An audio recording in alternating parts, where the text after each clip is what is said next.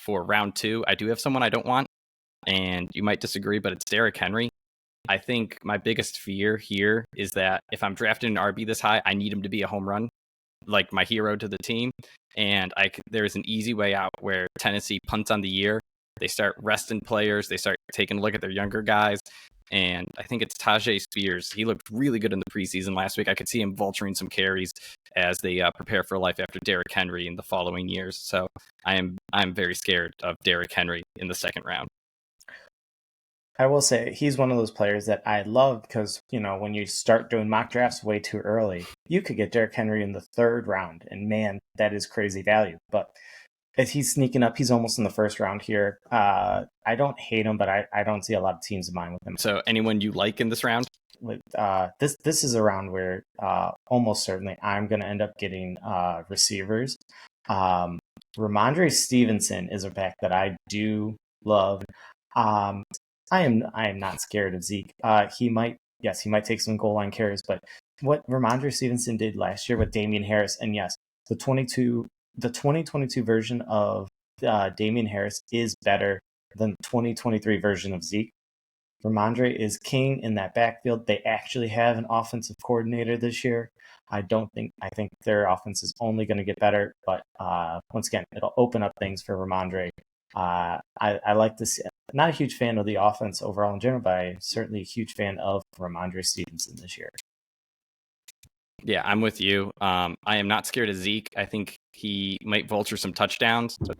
That's life, as a fantasy player. Could have been a tight end vulturing touchdowns instead of Zeke. So it is what it is, but I still think Ramondre is the centerpiece of what should be a run-first offense. Now, someone else I don't want in this round, we're just going to keep trashing RBs, is JT. He's allegedly coming back this week, but I am just not trusting a guy who was not there taking snaps to begin the year. I'm guessing they will want to play through him thanks to Anthony Richardson. But I am just not trusting the commitment and the health of JT.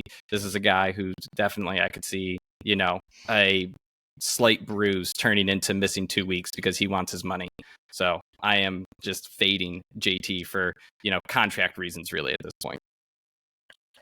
I completely agree, and I will stress it is only contract reasons. I love Jonathan Taylor as a player.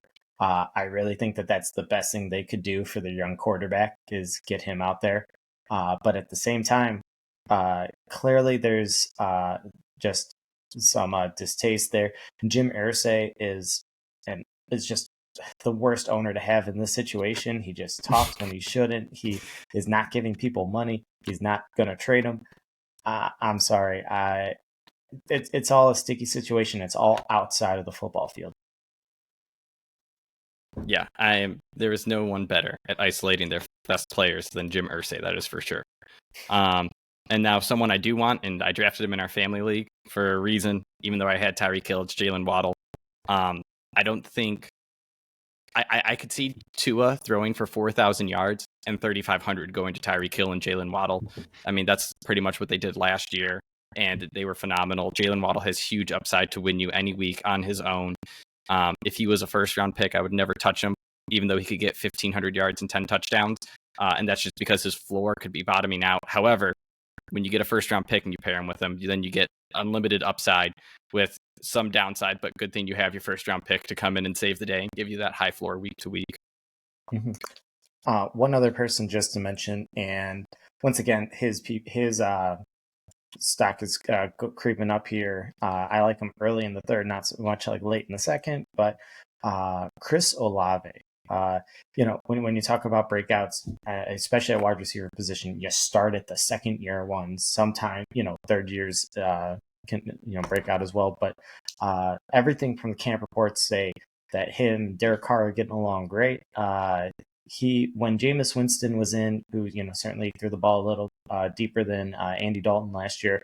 I mean, Chris Olave was a stud to start the year. So hopefully, now Derek Carr is a good deep ball passer. Asked Devontae Adams last year, and he had a good one to compare to. But if that connection stays strong, I do not fear Michael Thomas is going to steal anything, or at least for a long period. Overall, I like New Orleans offense in general, but Chris Olave, he could be a guy that we're talking about with like the the CeeDee Lambs and the Stephon Diggs next year, jumping up a tier.